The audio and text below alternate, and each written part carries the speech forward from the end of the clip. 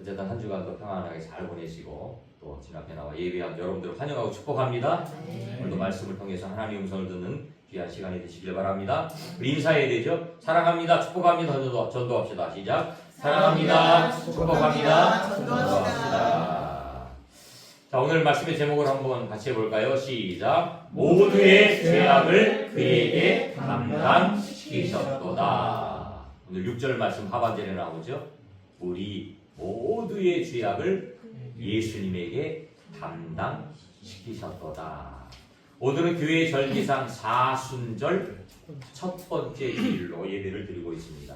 사순절이 어떤 날인지는 제가 주보에서 써놨어요. 한번 주보를 한번 볼까요? 주보 뒤에 광고에 보면, 주보 뒤에 광고에 보면, 여기도 있어요? 네, 있습니다. 오. 이때요. 아니 안 보여. 사순절의 의미. 미안합니다. 자, 한번 많아가지고. 보여. 잘 보여요? 네, 보인다고? 눈이 좋으시구나. 저는 저 앞에 제 모니터가 있는데 저게 잘 안 보여요, 사실은. 그래서 제가 막 헷갈리고 막 그렇게 하는 게 그 모니터가 잘 안 보여. 찬송가도 잘 안 보이고 그렇습니다. 자, 사순절 의미를 한번 같이 읽어볼게요. 시작. 사순절이란 부활절을 맞이하기 전에 성도들이 그리스도의 고난을 묵상하는 가운데 금식하고 기도하며 경건의 훈련에 특별히 힘써야 하는 40일간의 교회 절기를 말하는 것입니다. 이 절기는 초대교회의 중요한 교회 회의였던 AD 325년 니케아 회의로부터 시작되었습니다. 사순절의 절기는 성회 수요일부터 시작하여 부활주일 전까지의 평일 40일과 6번의 주일을 합하여 46일간을 보내게 됩니다. 그러나 주일은 또 다른 안식과 축복의 날로서의 의미를 가지고 있기 때문에 주일을 뺀 40일을 사순절이라고 부르는 것입니다. 금년의 사순절은 지난 2월 18일 수요일부터 시작되었습니다. 40일을 지키는 이유는 구약에서 이스라엘 백성들의 40년 광야 여정, 모세의 40년 연단과 40일 금식, 엘리야의 40야주야, 예수께서 광야에서 40일간의 금식 등에 근거하여 연단과 훈련의 기간을 의미하는 상징적인 숫자입니다. 우리 구원받은 성도들은 하나님의 말씀을 더 깊이 묵상함으로 우리 자신을 말씀 위에 바로 세우며 사랑을 실천하는 사순절이 되어야 하겠습니다. 무엇보다도 더 열심히 기도하며 주님께서 명하신 구원의 복음을 전하는데 자신을 드리고 헌신해야 할 것입니다. 죄인된 우리를 구원하시기까지 부끄러움을 무릅쓰고 십자가를 지신 우리 주님을 바라보면서 말씀 묵상, 기도 생활, 전도하는 삶으로 사순절을 보내는 여러분들이 되시기를 바랍니다. 할렐루야. 이렇게 써놨습니다. 사순절의 의미를 알겠지요. 그래서 사순절은 지난주 수요일부터 설 연휴 마지막 날이었던 지난주 수요일부터 시작되었습니다. 항상 수요일부터 시작되어집니다. 수요일부터 시작되어서 부활주일 전까지를 사순절이라고 이야기하고 사순절 첫 번째 주일, 두 번째 주일, 세 번째 주일, 네 번째 주일, 다섯 번째 주일, 여섯 번째 주일은 우리가 그날을 종료주일이라고 해요. 종료주일. 왜 종료주일이라고 하냐면 예수님께서 예루살렘으로 들어가셔요. 예루살렘으로 들어가는데 많은 사람들이 종려나무 가지를 꺾어서, 종려나무는 우리가 잘 알고 있는 대추 야자 있죠. 대추 야자를 종려나무라고 얘기합니다. 대추 야자에 이게 양 옆으로 이렇게 삐쭉삐쭉한 긴 잎사귀가 난 거 있잖아요. 그 대추 야자라고 하는데 이스라엘 가면 중동 지역에 가면 굉장히 많아요. 그 나무가 흔히 볼 수 있습니다.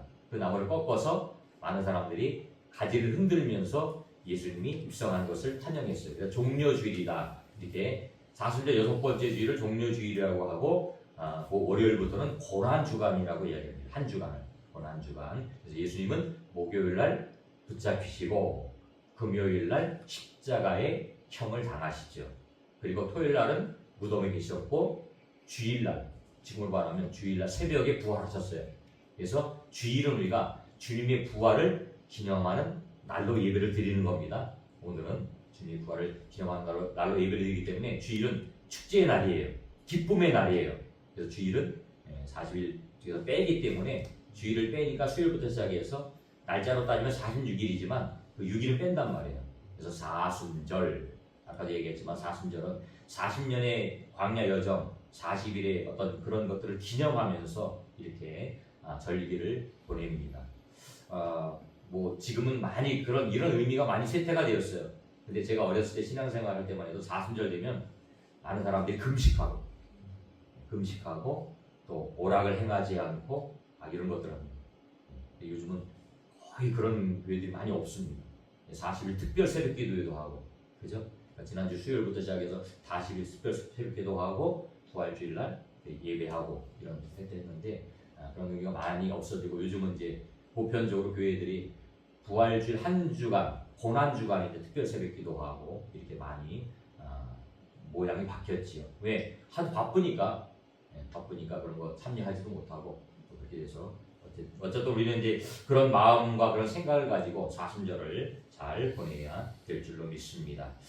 올해 사순절은 2월 18일부터 시작해서 부활주일인 4월 4일까지 4월 5일이 부활주일입니다. 이거 해마다 바뀌어요.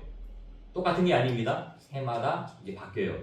해마다 바뀌니까 어떨 때는 이 부활주일이 3월 마지막 때일 있을 수도 있고 또 4월 달에 보편적으로 4월 달에 많이 부활주일이 진행이 되어지는데 어쨌든 간에 그건 좀 바뀔 수 있다는 것을 여러분들이 염두에 두고 생각하셔야 됩니다. 그래서 오늘은 특별히 사순절 첫 번째 주일을 보내면서 예수님의 십자가의 의미를 다시 한번 생각하는 그런 시간을 가지려고 합니다. 오늘 말씀의 제목처럼 우리 모두의 죄악을 예수님께 담당시키셨다는 겁니다.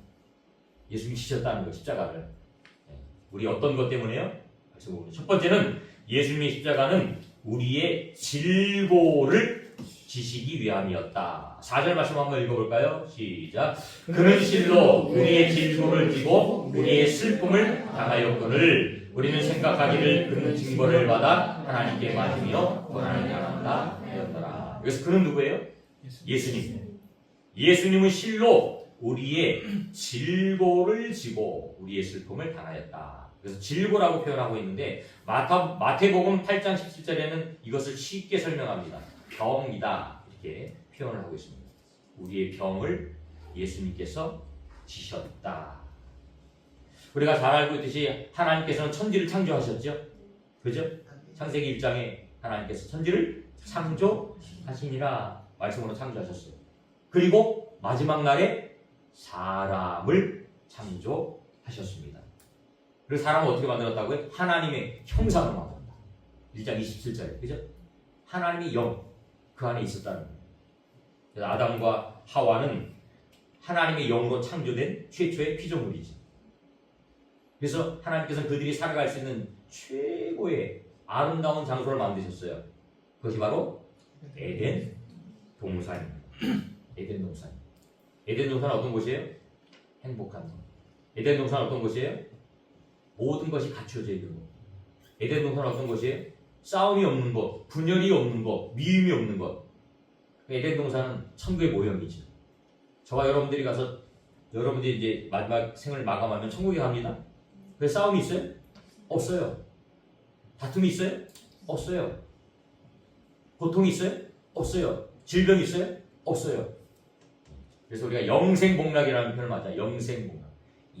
영원히 살면서 즐거움을 느끼고 그게 바로 천국이라고. 그것이 바로 에덴이에요. 최고 축복의 장소. 제가 좋아하는 표현, 누림의 장소. 누림의 장소였다.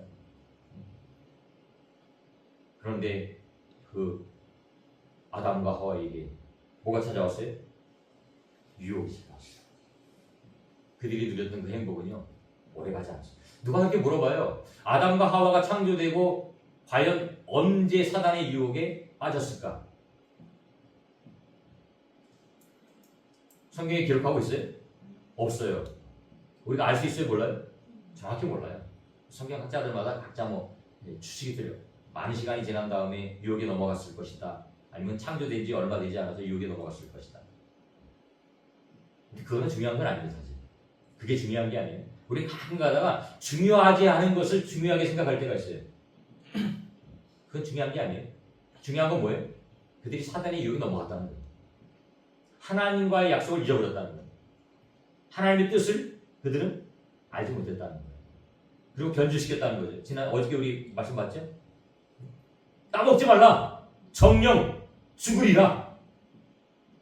그랬더니 뭐라고 해요? 먹지도 말고 만지도 말라. 참 혹시 죽을까 하노라. 변질시킨다.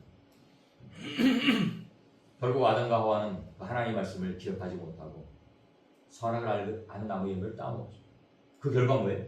에덴에서 추방당. 에덴에서 추방당. 그게 불행의 시작이에요. 영원한 고통과 영원한 아픔과 영원한 질병이 없던 곳에서 살았는데 이제 에덴문에 추방당하면서 인간에게 뭐가 찾아와요? 고통이 찾아와요. 희노애락이 찾아오기 시작. 질병이 찾아오기 시작. 질병. 각종 질병이 찾아와요. 또 결국에는 죽음의 고통. 죽음의 고통. 에덴에 살았으면 영원히 살았어요. 에덴은 죽음이 없는 곳이에요. 천국의 모형이라고 했잖아요. 천국에 죽음이 있어요? 없어요. 그런데 인간에게 죽음이 찾아옵니다. 사람이 가장 공포 느끼는 게 뭐예요? 죽음의 공포예요. 죽음의 공포. 그러니까 결국은 육체의 질병, 이 모든 것을 자초한 건 누구예요? 우리예요. 아담이란 말이에요. 아담과 하와가 그 질병을 자초한 거예요. 죄로 인한 결과라는 거예요.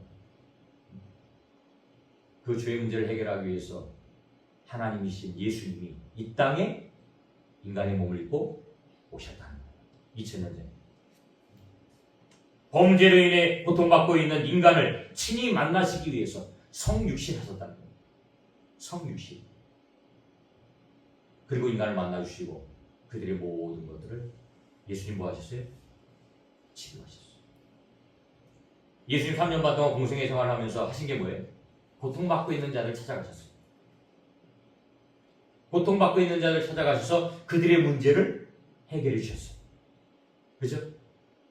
질병이 있는 자는 질병을 치료해 주시고 심지어는 죽은 자를 살리시고 고쳐주시고 치유하시고 친구가 되셨다는 거죠. 오늘 본문의 사제에 그는 실로 우리의 질고를 지고 우리의 슬픔을 당하였다. 예수는 문둥병자를 치료하시고 혈루증자를 문둥병은요 그 당시에 사회로부터 격리당해요. 가족으로부터 격리당하는 거예요. 우리도 옛날에 문둥병자를 따로 모여 사는 곳이었어요. 그죠? 가족과 같이 못 살아요. 왜? 전염병이라고 생각해요. 그들의 삶이 얼마나 비참했을까요? 예수님 그들을 만나서 치료했어요. 제사장에게 가서 보여라. 그들이 걸어가는 순간 문둥병이 치유돼요. 혈루증 여인 10년 동안 혈루증 여인을 가지고 있었던 그 여인을 만나죠. 안진뱅이를 일으켜줍니다. 드러났던 사람들을 이렇게 세웁니다. 심지어는 귀신도 예수님은 쫓아내십니다. 맹인의 눈을 뜨고 우리 힘으로는 도저히 할 수 없지만 예수님은 하실 수 있다는 거예요. 왜? 그분은 하나님의 아들이시기 때문에. 주는 그리스도시요 살아계신 하나님의 아들이십니다. 누가 고백했다고요? 시몬 베드로가 고백했어요. 그 고백을 했을 때 예수님 그를 향해서 뭐라고 그래요? 내가 복이 있다. 너의 신앙 고백 위에 내가 교회를 세우리라. 주님의 교회를 세운다는 거예요. 그 성령의 능력으로 우리의 질고를 예수님이 담당하셨다는 거예요. 여러분 육신의 질병 하나님 주시는 걸까요? 그렇지 않아요. 사단 마귀가 주는 거예요. 우리가 병이 올 때는 예수님의 이름으로 선포합니다. 아픈 곳이 있으세요? 기도하시고 선포하세요. 여러분 스스로가 머리에 손 얹고 아픈 곳에 손 얹고 예수님의 이름으로 선포하세요. 나사렛 예수 그리스도의 이름으로 명하노니 질병은 떠나갈지어다. 선포하십니다. 나사렛 예수 그리스도 이름 앞에 모든 마귀와 귀신은 두려워 떠난다. 선포하십니다. 출애굽 과정에서 이스라엘 백성들이 원망하고 불평했을 때 불뱀이 나타나서 그를 물었다고 했잖아요. 그때 모세가 기도해요. 하나님께. 하나님 이들을 용서해 주세요. 하나님 뭐라고 말씀하셔요? 노뱀을 만들어서 장대 위에 달아라. 그리고 그것을 쏘아보면 낫는다. 그게 뭐예요? 그리스도의 모형이라니까. 그리스도의 모형. 그게 믿음이에요. 믿음. 바라본 자는 사는 거예요. 십자가를 바라본 자는 치유되는 거예요. 십자가를 바라보는 자는 사는 거예요. 에이, 저 노뱀 쳐다본다고 뭐가 나아져? 뭐가 달라져?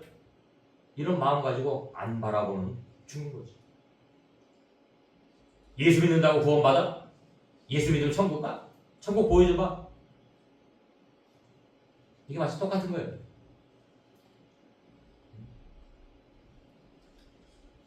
이 복음의 비밀을 깨닫는다는 게 기적 중에 기적이라니까요. 저는 그렇게 생각해요.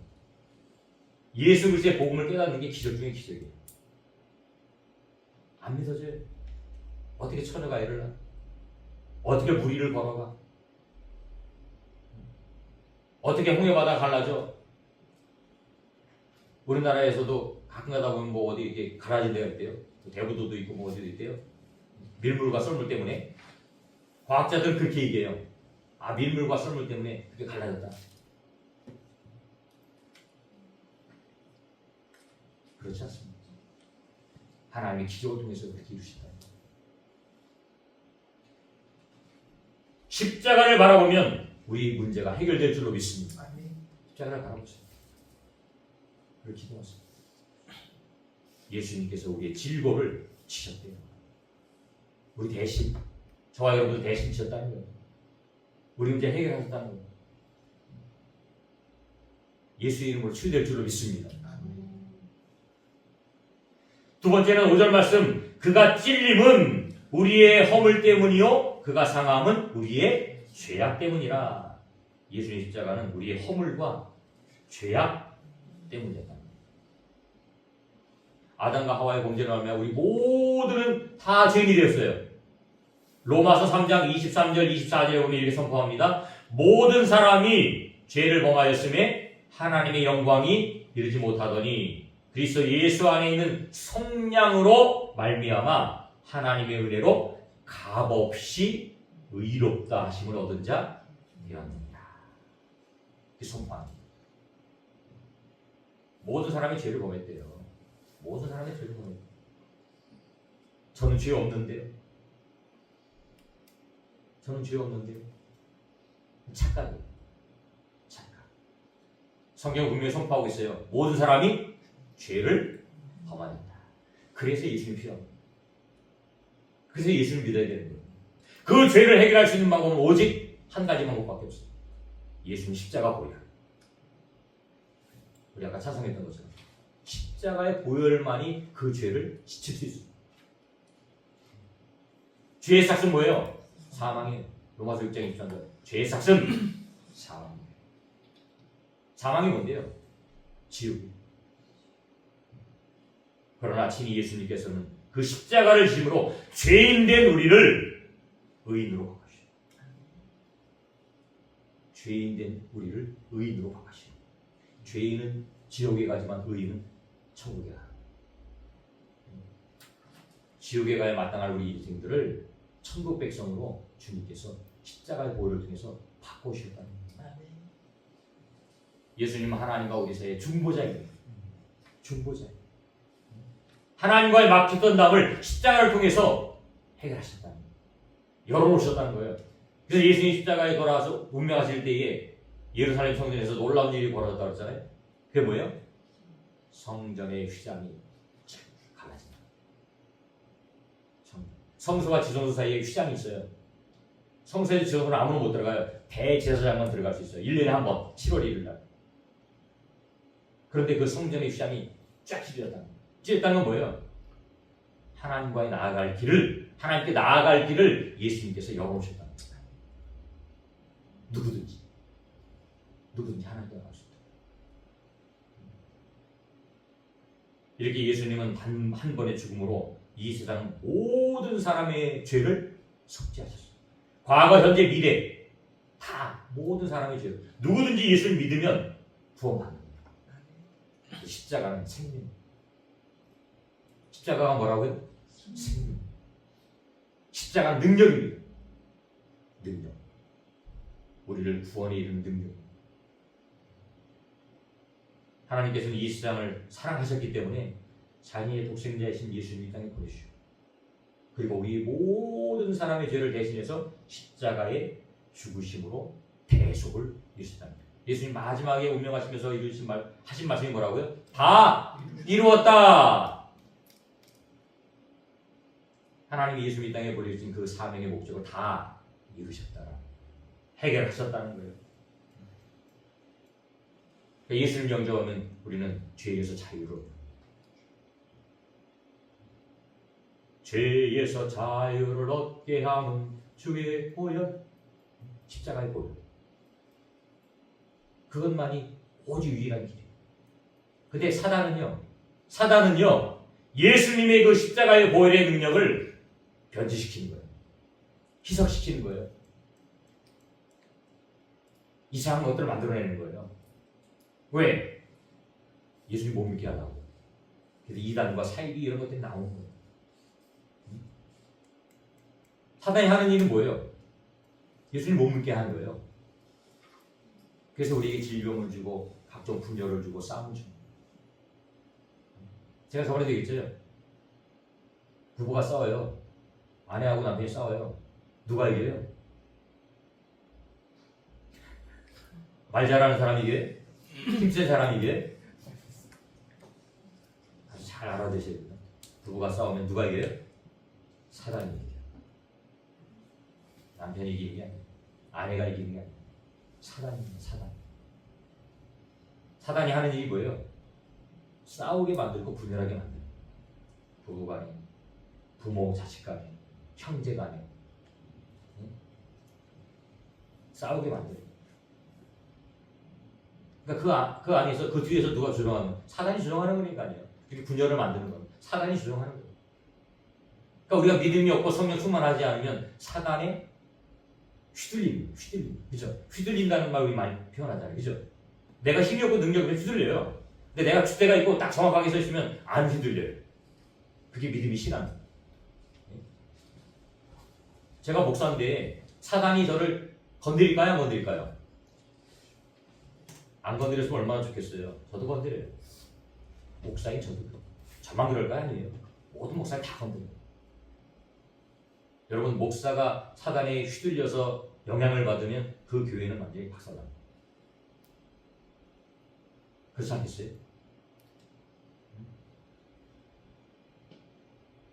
그런데 목사가 딱 중심을 잡고 서 있으면 휘둘리지 않지. 가정도 마찬가지예요. 남편과 아내가 딱 붙잡고 신하고 딱 서 있으면 휘둘리지 않아요. 딱 그런 마음이 들 때, 이 사단이 주는 마음이구나. 그럴 때 어떻게 하라고요? 나사렛 예수 그리스도를 명하노니 나쁜 생각은 떠나갈지어다 선포해요.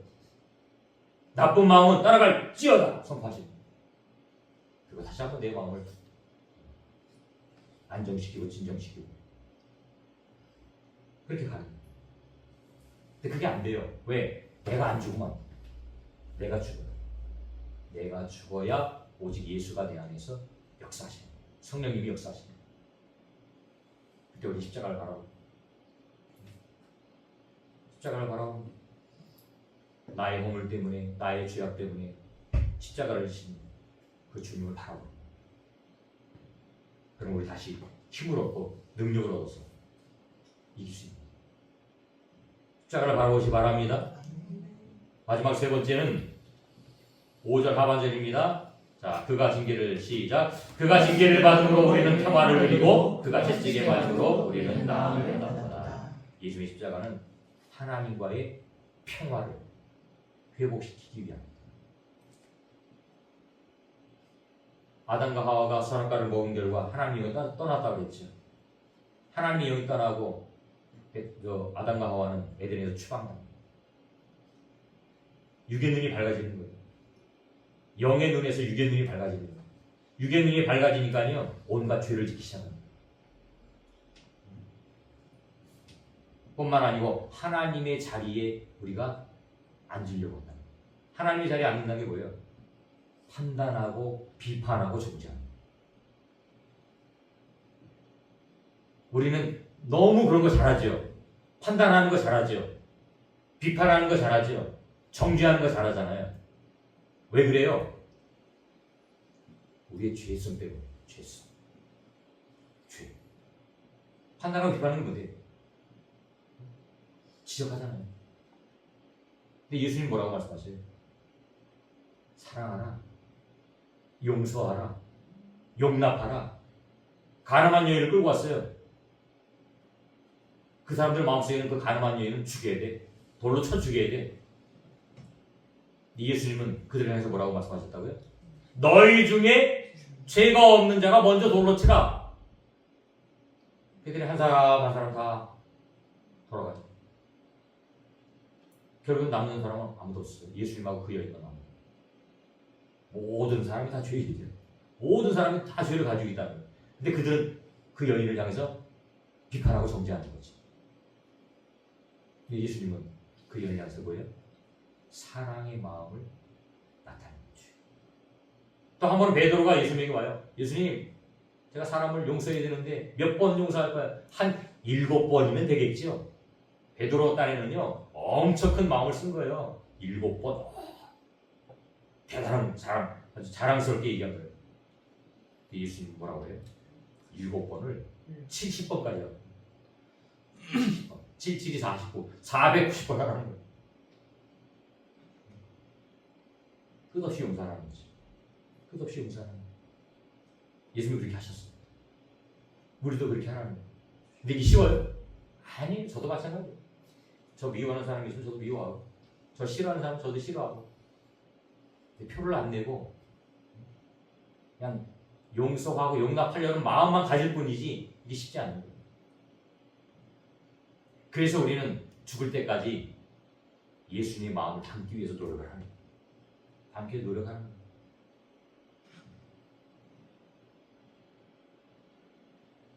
예수님은 우리에게 찾아오셔서 우리의 모든 죄를 담당하셨다.